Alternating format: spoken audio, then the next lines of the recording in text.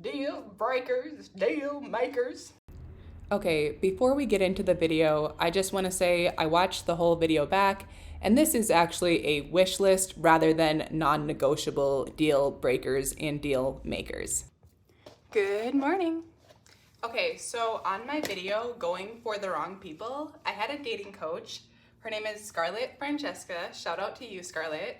She left this comment, and it's gotten quite a few likes, and I just found it to be a very helpful comment. So she is a dating coach, and here is what she wrote. This was an interesting video. I am a mental health specialist and a dating/romance coach. I would actually love to talk with you privately about these matters because it sounds like you could benefit from some support. Something I would really recommend that you do is create a list of your deal breakers and your deal makers. If someone even has one of your deal breakers, do not even make a first date with them. Ask them before you even leave your house, before you even develop feelings, what kind of relationship or dynamic are they looking for? Understanding who you are and what you bring to the table, exactly what you are looking for, and what you want to do with your time on this planet is very helpful when having deeper talks with people. I love that. I love that. So I had never heard anything like this before. I do not have a list of deal breakers or deal makers. Well, I didn't until like 20 minutes ago. So I'm gonna go over my list of deal makers and deal breakers with you all, and I would love to know what yours are. Let me know in the comments, what are your deal breakers, what are your deal makers? So let's pull mine up. Deal breakers, deal makers. What should we do first, breakers or makers? We'll do the deal makers. Okay, so my deal makers, here's what I wrote. Has a close relationship with their family, or at least is on relatively good terms. 2, they want to get married. They are open to having kids. If they say no kids, that's a deal breaker. They enjoy alone time because I love being alone. With my ex, one thing that was hard for me is that he often wanted to spend time together when I just wanted to be alone. Okay, so watching this clip back, I think maybe a part of why I wanted to be alone so much in that relationship is because we just weren't a good match for each other. I do think that with the right person, I would not need so much alone time. I still do value alone time, but in this clip, I feel like I'm a little bit harsh, and there were other reasons as to why I wanted so much alone time. So similarly, for a deal maker, I wrote is fine with silent moments. Next, they are spiritual in some sense. They are communicative. They work out at least 3 times per week. They have earning potential. They don't need to be making a ton of money right now, but they at least have the ability to make money. His place is fairly clean. If I go to a man's place and it's a mess, no. There's one man, I went to his place, I went into his bathroom, and it was just covered in hair. There was a full layer of hair. I didn't even use the bathroom. I walked out. That, for me, it was over at that moment. It already wasn't going well, but when I saw the bathroom, I can't deal with that.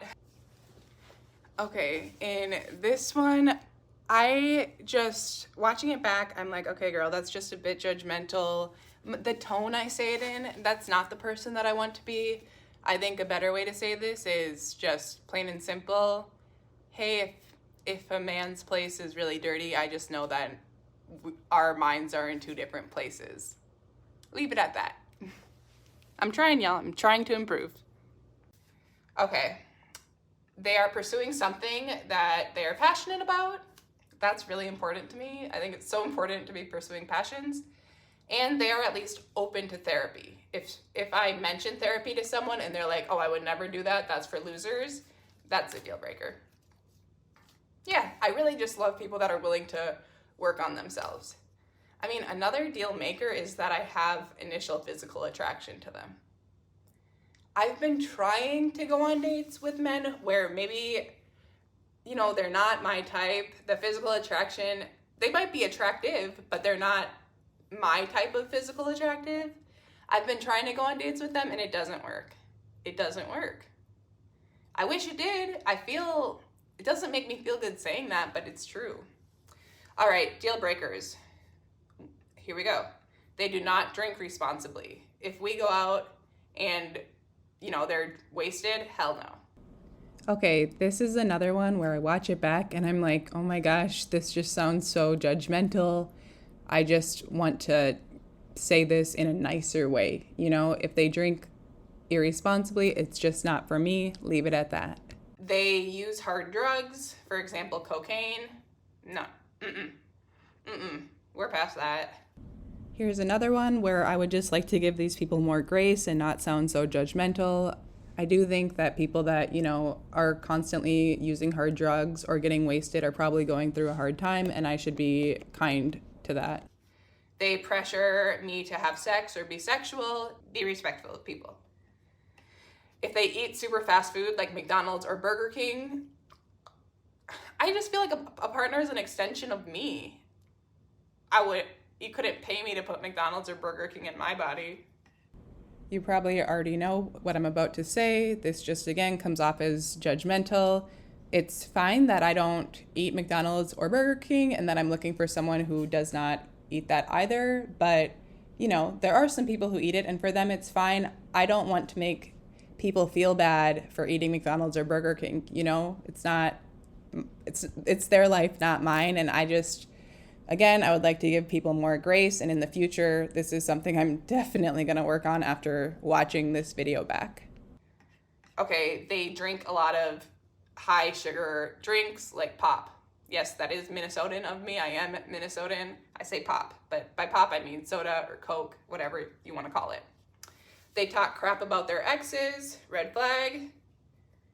Because if someone's talking crap about their exes, I don't think that they're internalizing their own actions within the relationship or growing from it. For me, I never look at a situation as like, well, they were just a terrible person. For me, it's always like, well, why did I attract a terrible person? Why did I allow myself to be in a relationship with a terrible person?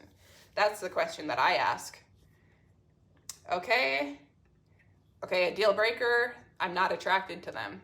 I kind of mentioned the opposite in deal maker, but yeah, so for me a deal breaker is I don't feel the attraction. I also think that's kind of like a gut feeling. For example, on dating apps, if I see a man and he might look attractive, but I just don't feel a calling to swipe right, I should just swipe no. Okay, he has opposing political views. This is huge for me. No. Opposing political views? With an ex, we started with having like the same views, and then his views completely shifted and he tried to get my views to go that way as well. And yeah, for me it just doesn't work. I'll leave it at that. Okay, they're pessimistic. I'm the definition of an optimist. So for me, when I'm with the pessimist, it brings me down. Like, it really just dims my shine. I can't do it. Okay. Another one. Okay, I don't know how I feel about this one. They have kids. I think I'm open to that. I think I'm open to them having kids. Yeah, if they have a baby mama who they have a great relationship with, that would be okay for me. I think for the right man, yeah, that's fine if they have kids. That should be fine.